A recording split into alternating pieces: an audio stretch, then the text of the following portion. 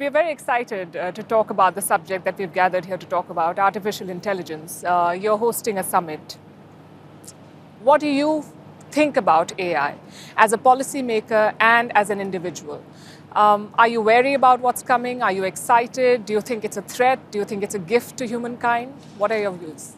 Thank you for being here, and thank you to both of you for giving me the opportunity to talk about AI. We are living through an absolute technological and scientific revolution, and it's almost unprecedented. So this is an opportunity for humanity. And this is something that I personally am following with a lot of interest. I'm convinced that it's a new era for progress, and that France and Europe and its partners like India need to seize these opportunities because they will allow us to live better, to learn better, to work better, to heal better. And I think that it's up to us to make sure that it serves humanity. So, before we talk about that, let's talk about positive things. Yes, indeed, because AI is already here. It's here in medicine, for instance, with research, with acceleration of research that's exponential. For instance, the early detection of cancer. That is a reality today in France, isn't it? Yes, it is in France and in the world. There's a bit of a race in that field. I see pictures here that you're showing. And a few days ago, I was at the Institut Gustave Roussy Cancer Center. It is one of the best centers in Europe, the 4th in the world, and we hope to become first thanks to our investments. And our researchers are cutting edge. We have collected a great deal of data, and thanks to AI, we can do prevention and preventive diagnostics as well. And I see this picture you're showing, which was shown to me just 2 days ago as well. Using MRI images, sometimes it took a lot of time to identify cancerous cells. And thanks to AI, because we're putting together so much data, because we have computing power, we can see things much more quickly.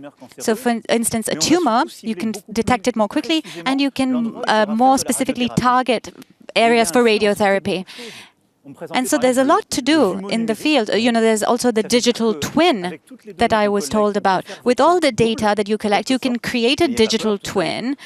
And don't worry, everything is being done responsibly by science. And the idea is to test whether a treatment will work or not. And you test it on your twin. So you see it on the left and on the right. You see how the AI is identifying the area that needs to be treated using radiotherapy. So this is progress, concrete progress, and thanks to AI, in medicine, we can prevent better, we can detect things much better. Instead of having to do a biopsy or blood tests, and you had to do a biopsy several weeks after a blood test, now we can be much more precise.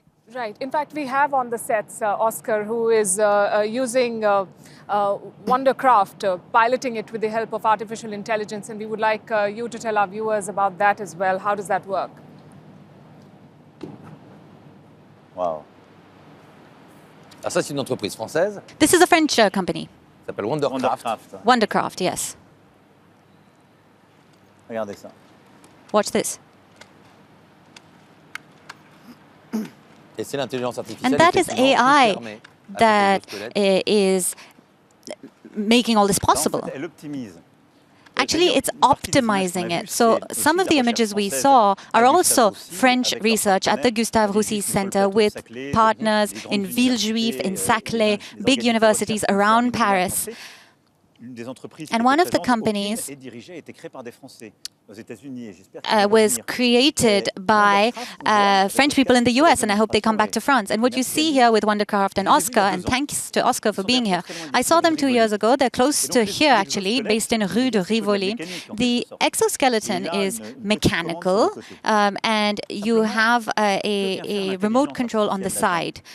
So what's the role of AI? Well, it has computing power which assists the skeleton, and because they've put so much data in there, and because their processors are of such good quality, they can recontextualize continuously and improve the capacity of the exoskeleton. It is consistently optimized, and it understands how he's walking, and it also understands the environment that he's in. So What's important to understand is that AI is actually technology which will allow people, using their enormous computing power and their ability to manage huge data sets, that they will be able to train and will be able to optimize mechanics.